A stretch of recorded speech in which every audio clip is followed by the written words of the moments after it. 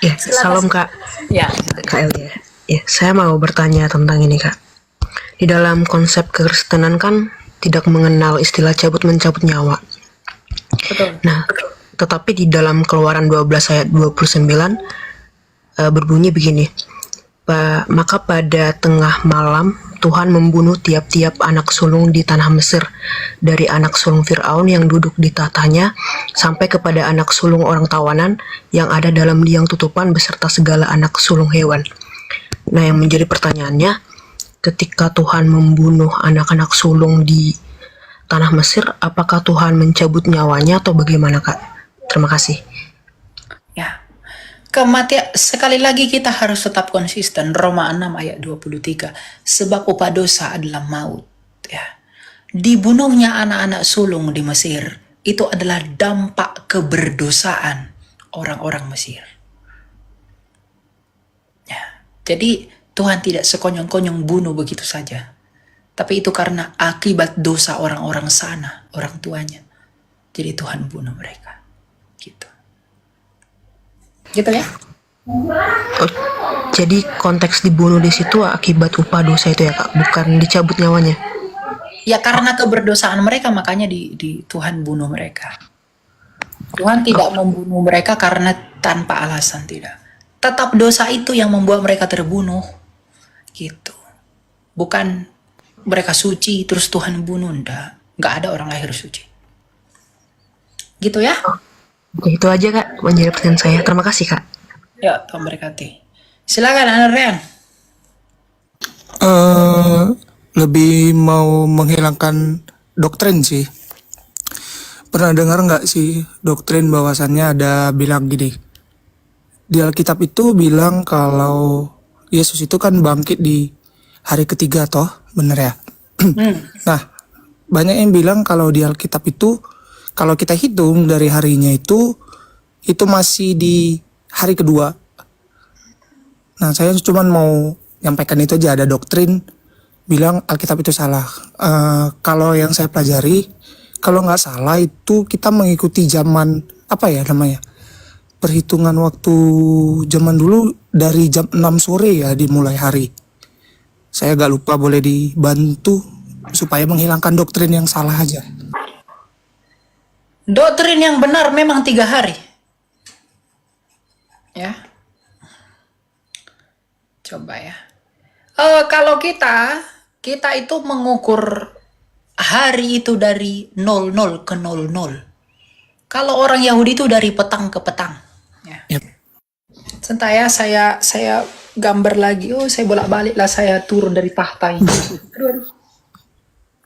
Karena banyak sekali yang bilang seperti itu. Kenapa di Alkitab itu kita bilang itu 3 hari, padahal di Alkitab itu cuma 2 hari. Nah, Ya, karena mereka tidak belajar. Ya, cuman mau supaya mengklarifikasi. Mana tahu ada teman-teman kita yang itu. punya Yesus pola mati pikir hari seperti apa? itu. Hari Jumat kan? Jumat sore ya, menjelang petang. Sore, oke. Kamis, Jumat, Sabtu, Minggu ya. Dari jam 6 sore hari Kamis ke 6 sore Jumat ini 1 hari. Yesus mati jam 3 sore di sini dia mati, itu dihitung 1 hari. Dari sini ke sini jam 6 1 hari, dari sini ke sini 1 hari, 1 hari. 3 hari. Udah, selesai. Gitu ya? Ya, cuman mau menghilangkan itu aja sih. Udah nggak penasaran lagi kan? Oke, terima kasih El. Iya. Gampangnya itu. Oke, agak lagi mau kau tanyakan? Ada, tapi lebih sensitif, lebih baik nggak Gak usah. apa-apa, tanyalah kenapa. Ya jangan kau tanya ukuran celana aku di sini. Enggak, lebih ke tabut Allah, tau nggak sih? Tabut perjanjian. Ya, tahu kita yang viral yang akhir-akhir ini seperti negara lain tuh, bangsa Israel dengan Palestina, seperti itulah. Nah, aku masih belum ngerti nih. Kalau bisa bantu, kenapa bisa tabut perjanjian itu kan awal mulanya di Israel nih, bener ya?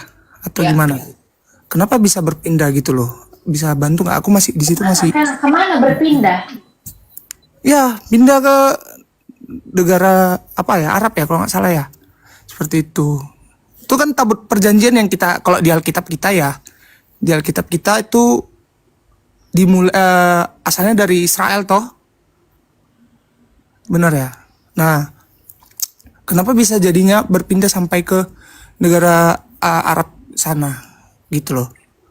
Boleh bantu ceritain sejarahnya nggak sih? Nggak ada tabut itu pindah ke Arab. Siapa yang bilang itu pindah ke Arab? Ya, itu saya menggunakan sumber Deuterokanonika ya. Saya buka di dalam 2 Nakabe. Ya. Tabut perjanjian itu dibawa. Saya memakai Alkitab Katolik ya. Saya memakai kitab Alkitabnya orang Katolik karena saya menggunakan Deuterokanonika sejarah ya. Di dalam 2 Makabe 2 ayat 4 dan 8 dikatakan begini. Di dalam naskah itu terdapat pula berita bahwa ilham Allah Nabi itu telah menyuruh supaya kemah suci dan tabut perjanjian menyertai dia ketika ia pergi ke gunung yang telah didaki Musa untuk memandang milik Allah. Setibanya di sana Yeremia menemukan sebuah kediaman yang berupa gua. Kemah suci, tabut perjanjian dan mesbah ukupan dibawanya masuk, lalu tempat masuk direbat olehnya. Kemudian beberapa orang pengiringnya pergi ke sana untuk menandai jalannya, tetapi tidak mereka temukan lagi. Ketika Yeremia dapat tahu tentang itu, maka ditegurnyalah mereka, katanya, tempat itu harus tetap rahasia sampai Allah mengumpulkan kembali umat yang dikasihaninya lagi. Kelak semuanya akan ditunjukkan oleh Tuhan dan kemuliaan Tuhan serta awan akan nampak lagi. Sebagaimana dahulu dinyatakan kepada Musa, sebagaimana Salomo pun telah berdoa juga supaya tempat itu disucikan secara istimewa. Jadi dalam pemahaman orang Yahudi, mereka percaya bahwa tabut perjanjian itu sebelum dijarah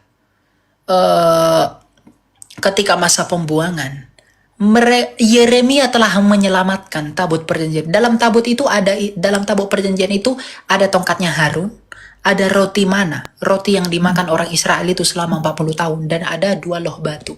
Nah, orang Israel percaya tabut itu sudah disimpan ke sebuah goa, nggak ke Arab, ya. Tapi di goa, kita nggak tahu goa itu di mana, oleh Nabi Yeremia, menurut 2 Makabe 2 ini tadi, ya. Nah, tabut perjanjian itu sampai sekarang tidak ditemukan di mana karena nggak ada yang tahu tempatnya. Ya. Nah, tetapi yang terpenting adalah tabut perjanjian baru itu adalah Bunda Maria. Kenapa? Tabut perjanjian lama, ingat, isinya apa? Tongkat Harunnya Musa yang mewakili keimamatan. Imam. Roti mana? Ya. Dan hukumnya Musa. Ya, roti mana itu merujuk kepada raja, roti mana itu merujuk kepada raja, dan hukum-hukum itu merujuk kepada kenabian di dalam tabut. Nah, di dalam perut Bunda Maria, imam, raja, dan nabi, yaitu Yesus, telah lahir ke dunia. Jadi tabut perjanjian baru, tabut itu adalah Bunda Maria. Karena kalau di dalam tabut perjanjian baru, kalau di dalam tabut perjanjian lama, ada tongkat Musa, ada tongkatnya Harun, ada roti mana, dan ada 2 hukum loh batu. Maka di dalam tabut perjanjian baru, ada raja, imam, dan nabi. Itulah Yesus Kristus. Oke, thank you. Semoga Tuhan memberkati selalu. Yap. Tuhan berkati. Jadi tabut perjanjian baru itu adalah Bunda Maria, ya. Karena dari dalam Bunda Allah itulah Sang Putra Allah itu telah lahir ke dunia ini, ya. Jadi begitu ya teman-teman ya. Ini yang mau naik ada 72 orang. Kita mungkin lanjut besok. Ya, saya mau istirahat juga soalnya tadi sore saya sempat live sebentar. Terima kasih telah mengikuti saya. Terima kasih atas kekuatan Anda untuk mau belajar dan percaya kepada Yesus. Ya, kita berapologetika ini itu untuk membuat kamu yakin bahwa Kristus yang di dalam imanmu itulah yang benar. Ya, kita menyelidiki kitab suci, kita belajar tentang kitab suci itu untuk meningkatkan kecintaan kita kepada Tuhan. Ya, karena perkenanan Tuhan itulah kekayaan kita yang sesungguhnya. Ya, kekayaan kita bukan tentang uang, berkat dan lain segala, bukan. Tapi kekayaan kita adalah perkenanan Allah di dalam kita manusia yang berdosa ini melalui Kristus yang menguduskan dan membenarkan kita. Dan oleh karena itu, kita mengetahui bahwa Tuhan mau berkenan kepada kita di dalam Kristus, dan kita sudah di dalam Kristus dan menikmati anugerah itu, maka kita perlu bersyukur dan berterima kasih untuk mencari tahu siapa Allah yang kita sembah itu. Mencari tahu bagaimana Allah telah berkarya di dunia ini. How great thou art. Betapa besarnya karyanya, betapa besar apa yang dia lakukan. Ya. Agar kamu berbangga, bukan karena kepintaran kita, bukan karena kebijaksanaan kita. Yeremia 9 ayat 23 dan 24. Bukan karena kekuatan kita, tapi kita berbangga bahwa kita mengenal dan memahami bahwa Tuhan adalah Allah yang penuh belas kasih, kebenaran, dan keadilan. Itulah yang disukai oleh Tuhan. Ya, jadi yang kita lakukan ini bukan untuk yang lain-lain. Ya, orang-orang di TikTok ini saya lihat di sini di TikTok saya, di ringkasan ini saya melihat ada 24.000 orang yang telah masuk ke dalam live saya. 25.000 orang telah masuk mendengarkan saya meskipun sekilas. Tapi rutinitas live yang seperti ini akan mencukupi kebutuhan mereka. Berarti ada 25.000 orang yang telah mendengarkan Yesus hanya dalam beberapa jam. Ya, jadi buat kamu anak-anak muda, kamu juga perlu menginjili di TikTok. Agar semua orang dengar berita keselamatan itu.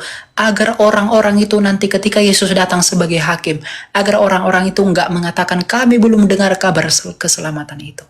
Mereka telah mendengar, cuma mereka bebal tidak mau untuk menerima anugerah itu. Dan buat kamu yang sudah di dalam anugerah itu, peliharalah itu.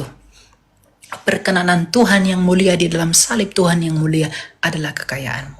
Ya, darah Kristus itulah yang telah berkuasa. Kristus yang telah bangkit itulah yang akan membangkitkanmu. Kristus yang telah mengalahkan maut itulah yang akan mengalahkan maut yang seharusnya kamu terima. Maka bersyukurlah dan senantiasa bersyukur untuk iman yang telah kamu terima itu. Jangan percaya kepada batu, jangan percaya kepada nabi palsu, jangan percaya kepada surga-surga yang menawarkan pesta-pesta. Ya, jangan percaya kepada surga yang pecah-pecah. Ya. Jangan mau percaya kepada itu. Jangan percaya kepada yang tidak benar. Jangan percaya yang datang dari kegelapan. Jangan percaya kepada yang tidak bermoral. Percayalah kepada Kristus yang adalah kebenaran, yang menuntun kamu kepada hidup yang sesungguhnya, karena dia juga hidup dan menghidupi apa yang dia berkatakan. Ya. Jadi Kristus itu tidak pernah salah dalam banyak hal, dalam segala hal. Dia benar dan sungguh benar. Karena apa yang diperkatakan oleh Allah adalah benar di dalam dia. Ya. Jadi jangan percaya kepada nabi-nabi palsu yang ada di luar sana. Kamu jangan percaya kepada itu. Percayalah kepada hidup yang ditawarkan kepada Kristus. Dan kepada kamu orang-orang Kristen yang belum mau mencari tahu tentang Tuhanmu dengan benar dan sungguh-sungguh. Umatku binasa karena kurangnya pengetahuan akan firman Allah. Jadi kamu harus belajar tentang firman Tuhan. 2 Timotius 3 ayat 16 dikata, segala tulisan itu bermanfaat untuk mengajar dan menyatakan kesalahan, maka kamu untuk tahu siapa kamu, untuk membongkar kebusukan hatimu, untuk membongkar kebejatan kita dan menelanjangi kita atas dosa-dosa kita. Kita perlu firman Tuhan untuk menghajar dan menegur kita. Kalau kita tidak belajar, itu tidak mungkin kita dapatkan. Karena untuk apa engkau memperoleh seluruh dunia ini tapi kamu tidak punya iman yang murni? Ingat, iman yang murni, Roma 8, Roma berapa itu ya? Roma 8 ayat 29 kalau tidak salah ya.